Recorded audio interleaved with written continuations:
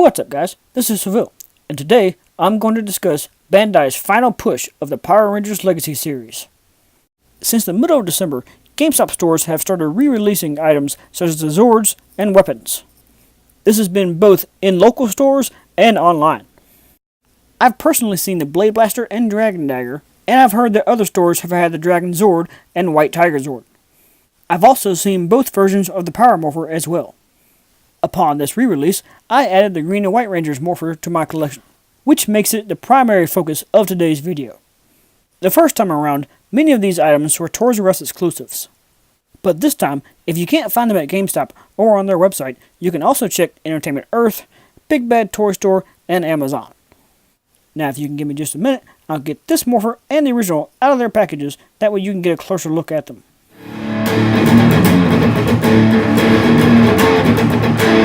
If you enjoyed this review, be sure to give it a thumbs up and comment below. And if you want to see more from me, please subscribe and hit that notification bell. So here I have the Morphers all laid out.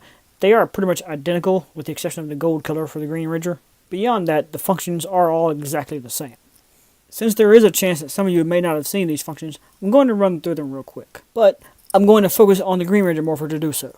Just keep in mind that the other Morpher does all the exact same things. Firstly, it does close all the way up into the belt buckle. There's some really good sturdy clips on the back, so once you have it on, it shouldn't go anywhere. I've worn the original Morpher to cosplay as the Red Ranger before and had no trouble with it. Back to the front side though, this is the unmorphed position. It is clipped in place and held pretty snug near the button positions. When you're getting ready to use it, pull the handle down and it'll start to release. And with the handle all the way down, it will come all the way out. There's an off and on switch on the top, which activates all the electronics.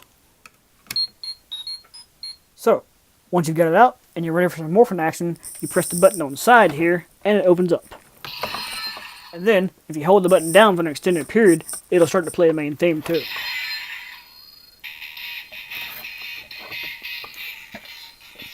And while it's playing, the lights will move around to the music.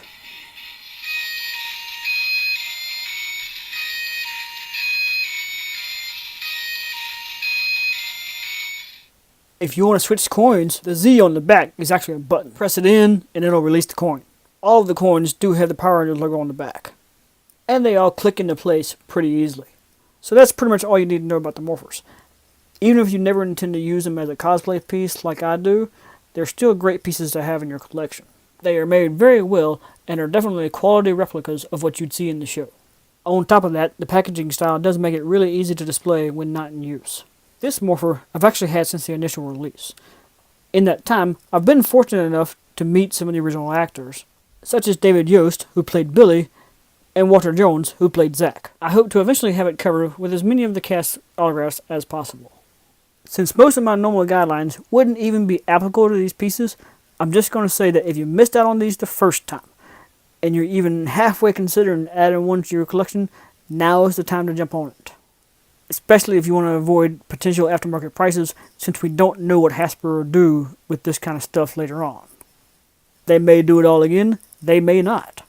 I can tell you from my experience on eBay and other aftermarket sites, there was a time when this Morpher had gotten up to $200, so I was definitely glad to see it becoming available again at retail prices.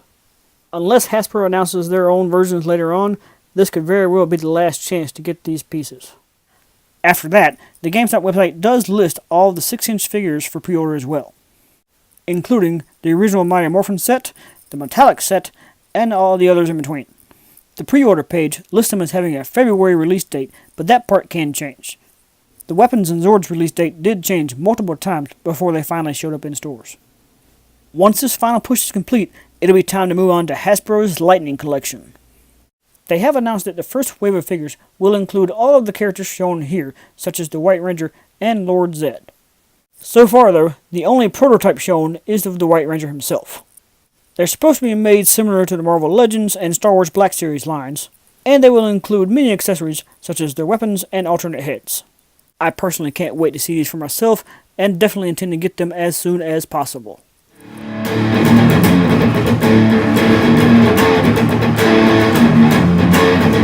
Thank you guys for watching, and if you like this review, get over here and subscribe to Civilian Collectibles.